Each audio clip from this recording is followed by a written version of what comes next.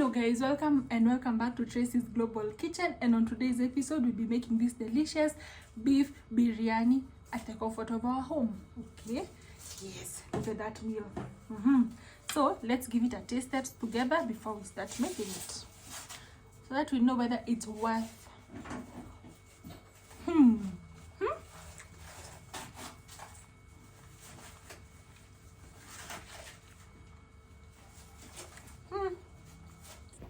So here we have our beef, and guys, for your beef you don't have to cut it into small chunks, big chunks are okay.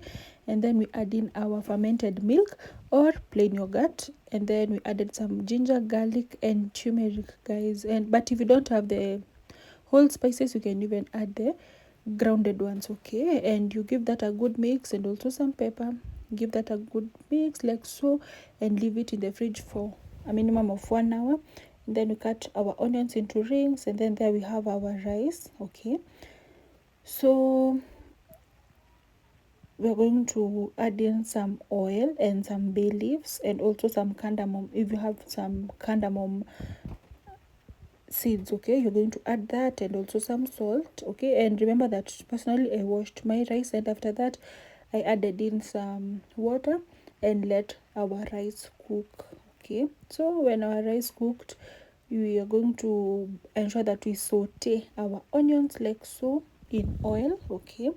And then we have our sauteed onions, tomatoes and red bell pepper, paprika, biryani masala, okay, and also some red bell pepper.